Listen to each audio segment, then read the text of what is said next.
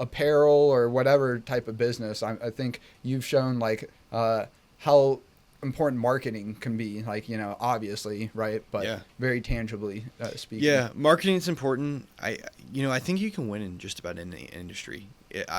I did Yep. MIS, but I really dislike coding. And so if I were to go and try to start some new platform like a Claude or ChatGPT, that would not be for me. Yep. Maybe I could try to vibe code it and use one of these AI platforms and build off the back of that. And we just saw our first actually one-person billion-dollar business, our unicorn through AI, which I think is so cool. It's a GLP-1 supplier, I believe, and I think they're based on the West Coast. But Is that like the Ozempic sort of deal? yeah, exactly, Okay. like the Ozempics and stuff. And it's like I think it's essentially you can get the best deal on it. And so that was cool to see somebody like they broke that idea that it's a one-person billion-dollar company. Like that is incredible using AI.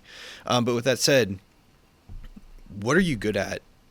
What is your passion? I dive into that. And then the biggest thing for me is it's not what you want. It's not what you think your customers want. It's what do your customers actually want. Who's got the buying power? Who's actually going to be spending the money? You've got to go talk to your customers and you've got to figure out what they want. And that was the biggest thing for us. And that's part of why we chose the new name after Oxox. People like the name Oxox, but we were finding that it wasn't cool enough for the kids. The moms thought it was cool, but the kids weren't wearing it. And so we wanted something that was edgy, that gave that like Sunbum or Liquid Death vibe where you felt something in an experience when you wore it.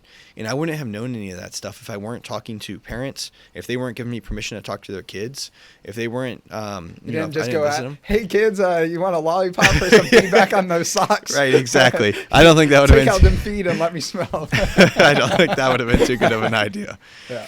But yeah, I mean, talking to your customer and understanding what they want and solving their problem and what is their biggest hair on fire problem, and then start small and expand there. I unfortunately have seen so many young student businesses go under because they've tried to do everything under the sun instead of focusing on one core problem. Yep. The riches are in the niches. Start small and expand from there. Yeah, totally agree. Who was the big motivational? Tony Robbins? No, he was way earlier. He wrote How to Win Friends and Influence People. Oh, Dale Carnegie? Yeah, Yes, Dale Carnegie. Dale Carnegie always would say that people would be of the opinion, oh, I need a job. I got to find a job. And he's like, really what you need to do is find out what people need and how to help them. If you can solve the problem, then you're going to get a job. You're going to get hired. You're going to get. So anyway, It's funny you mentioned that book because How to Win Friends and Influence People and Rich Dad Poor Dad were the two biggest Robert influences. Kiyosaki. Yep, Robert Kiyosaki Yeah, were the I've read two 'em. biggest influences in my life. I was a senior at South. I was super impressionable. I thought that I genuinely thought the only like career path was to go to corporate and work your way up. Yep. Because that's what I saw with Climb my that dad. ladder. Yeah, climb the ladder. I thought that's what it was. And once I read Rich Dad Poor Dad, I mean, I just remember each page. It was like breaking these mental chains in my head of there's more out there. Yeah. And the biggest limiting belief that I had that ended up getting broken is getting a job is not safe. You're in the hands of somebody else, whether it's your boss, Yeah. whether it's somebody higher, whether it's an external consulting group that comes in. Yeah. They can cancel and liquidate you at any time. they sure can, man. But figuring out how to make money on your own and how to solve someone else's problem, Yeah. to your point, that is the most secure way. And anyone who's wealthy, that's what they do. Yeah. And so when I learned that, I said, all right, what are we going to do next? And so it was working for entrepreneurs to understand what entrepreneurship was like and get multiple aspects of a business. When everybody at University of Georgia was getting these super high-end consulting gigs and internships and these things and fighting with one another to try to get these jobs, I was like, I'm going to work with entrepreneurs. That way I can have some money coming in and I can get aspects in all different aspects of the business because you're wearing all hats as an entrepreneur. You know this, finance, marketing, accounting, all these different things. I needed to understand that.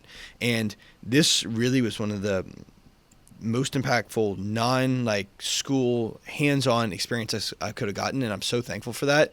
And I'm really thankful. If ever I got to meet Robert Kiyosaki in real life, I'd thank him for that because it was tough, and there's so many external pressures. If you don't want to get an internship, you don't want to do the safe thing, but it was sticking to your guns and trusting. I'm a Christian, trusting God that this is what He's called for my life.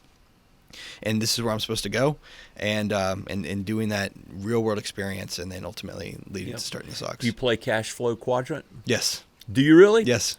Yeah. There's Really, an app on your phone. I've always wanted to get involved with a team, with a group of people to play it, but I didn't know anybody else that So I don't have the game, but I'd be interested in looking into that, man. Do you have a team you play with, or? Typically, do you do it online? Or yeah, I do. So there's an app, and I'll just play it against myself. It's boring as that sounds. Like I'll do it on the app. But because I thought when I read the book years ago, it was a board game that you bought, and now I'm sure it's all digital. It's online, and you get it. What is there an app now? Yeah, there's an app now, and Okay, yes, they have a board game too. I just got the app version, but yeah, that'd be fun to play that. What is this? Kiyosaki created a game called Cash Flow Quadrant, and his mentality is how do you know about Rich Dad Poor Dad? You ought to read the book. I haven't read the book, but in a nutshell, real quick, you can check and see if you can add or take away whatever I'm saying.